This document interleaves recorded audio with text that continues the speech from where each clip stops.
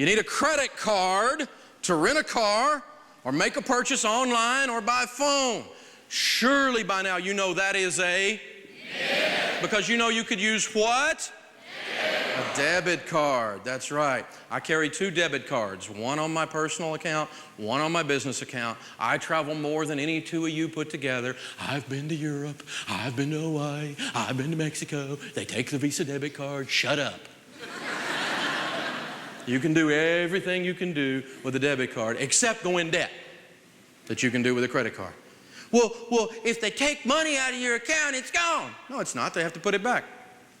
Visa has a 0 liability policy for debit and credit cards when your Visa card is used as a debit card or a credit card. Now, if you punch in a PIN number, it becomes an ATM. But if you just swipe your debit card just like someone else would do a credit card, you have the exact same protections, 100% protection on your account according to Visa's website. Look it up. That's what it says. So don't let people lie to you and tell you the debit card has more risk. Sometimes it's a little less convenient because you can't buy things if you don't have the money. Something to think about.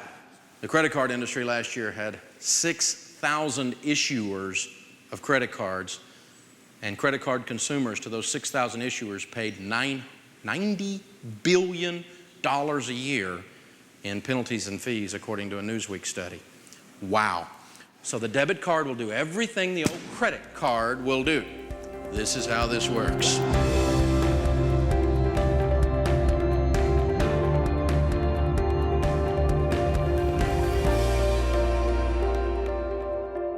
Maybe you've heard that a debit card doesn't have the same protection as a credit card. Well, it actually does if you use it in the right way. Next time you're at the register, pay attention to the options. You can run your debit card as a debit or as a credit. If you run it as a debit by entering your PIN number, the store automatically connects to your bank and takes the money out. So it just goes from point A to point B. And if there's a problem, it's up to you to figure it out.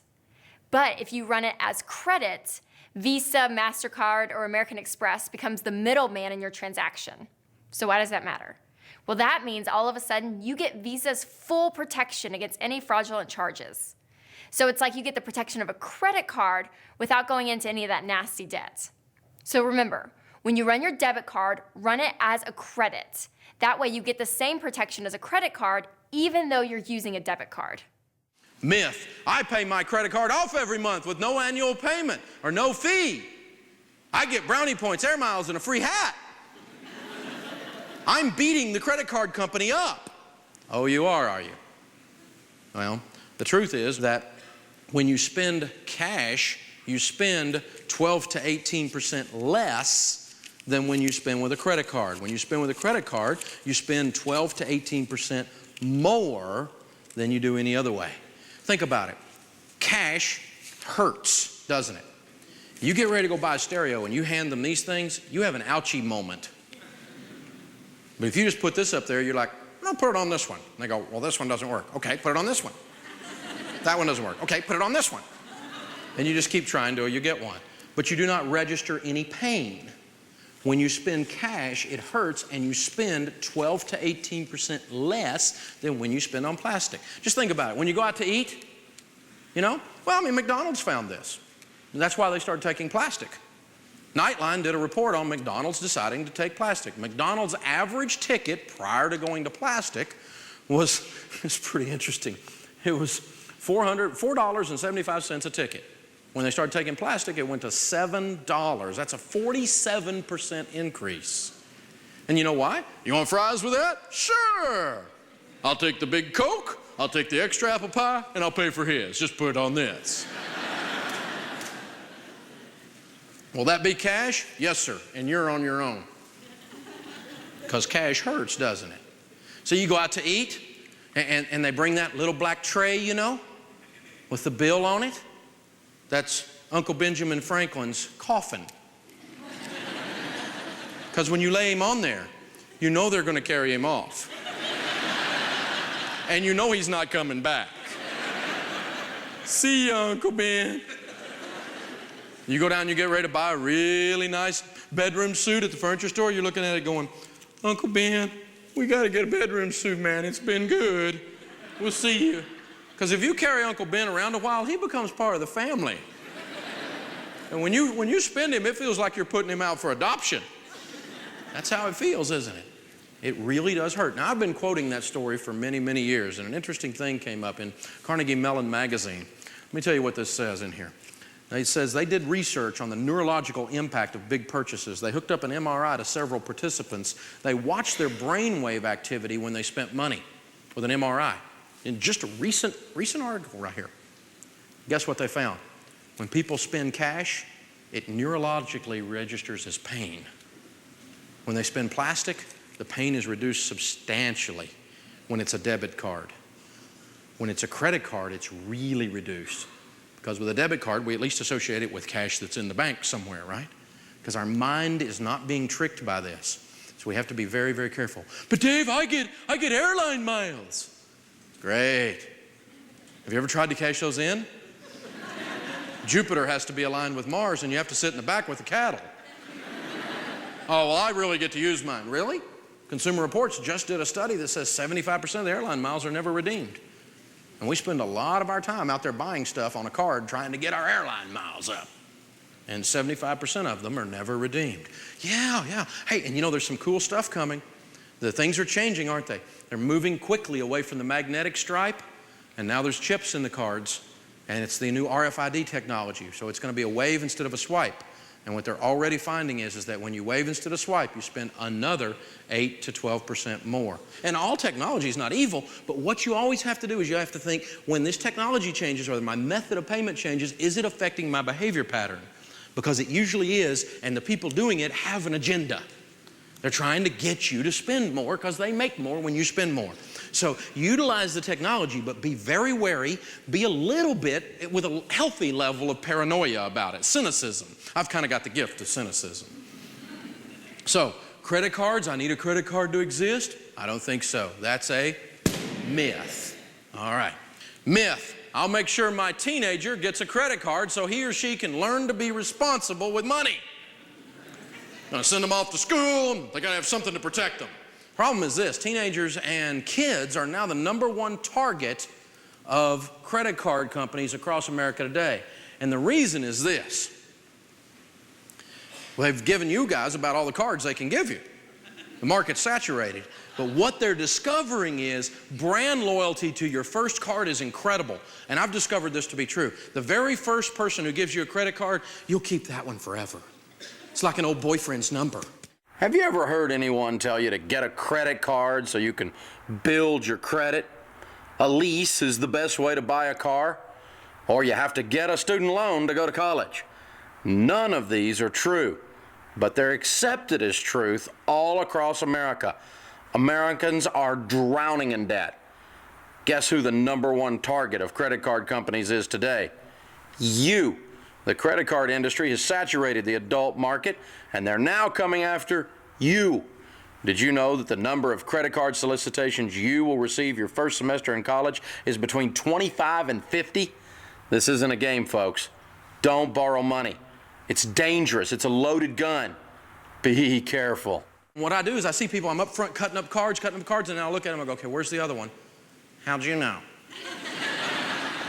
Well, I've had this one since college. And they get it out, and it's this old worn-out looking credit card. And ain't even been updated, but they've had it forever, and it's like an old friend. Isn't it amazing? It's like a 4-year-old with a security blanket. We're very, very loyal to our very first credit card issuer, and so they all work really hard to be our very first credit card issuer. So they're on campus, and they set up tables with free t-shirts, free hats, and a free pizza, don't they? And many a college student in here right now, or former college student in here right now, has traded their financial soul for a dad-blame t-shirt. And we all know we did it. Well, I'll pay, I won't use it, I'm just getting the shirt. I'm just getting the 10% off. It'll never happen to me. Yeah, you're playing with a multi-billion-dollar company. They don't make mistakes in marketing. You know, you may occasionally win that battle, but most of the time, they're coming to get you. It's not a game. And they're going younger and younger and younger and younger. The game of life now takes Visa.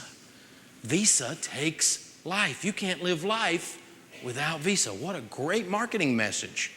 And the sad thing is, deep down in our souls, we really believe we can't have a life if we don't have a Visa. That's a broken concept. I'm not mad at Visa. Again, I'm in awe of the excellence of their marketing.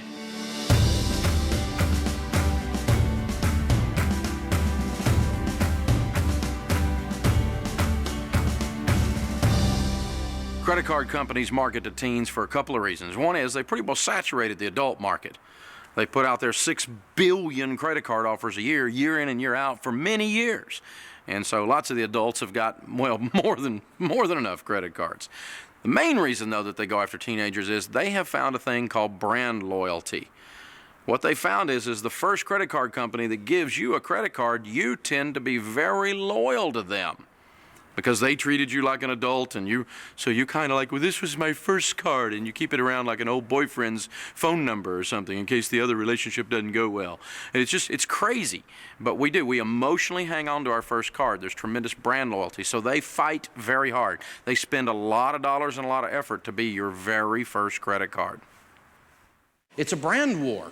Just like Papa John's and Domino's and Pizza Hut, it's a brand war. Or Pepsi and Coke, it's a brand war, right? And they're fighting for that market share tooth and nail, and they're spending big bucks to do it, and they're starting to train children. It's called kiddie branding. We found this a couple of years ago. This little baby is Barbie, cool shopping Barbie. Now, I had girls at my house, and so we're not mad at Barbie. We have Barbie and Barbie parts all over our house. And we kind of like Barbie. We wish she'd eat a little better, but we kind of like Barbie, you know. So. But I had a real problem with Cool Shopping Barbie, because Cool Shopping Barbie came out with a little MasterCard taped to her hand, and of course included in the kit is a full-size MasterCard. This particular product by Mattel was sponsored by MasterCard. So what's the message here? If you're 3 or 4 years old, 5 years old, and you're playing with Barbies and you want to be pretty and cool when you're shopping and you're cool, what do? You don't use Discover. You don't use American Express. You use MasterCard. That's what cool people do. That's the message, isn't it? And it's drilled home and drilled home and drilled home and drilled home. By the way, this little thing came with no cash. And here's what's sickening. Here's what we're training our 4-year-olds. Listen, this is how you know you're cool, right here. Listen. Credit approved. Credit approved, you airhead.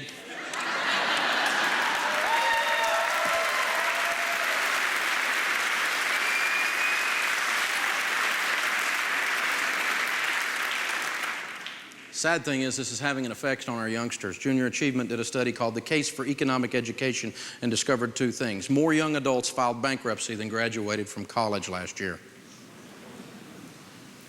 And colleges are telling them in this same study over and over and over that they're losing more students to credit card debt problems than they are to academic failure.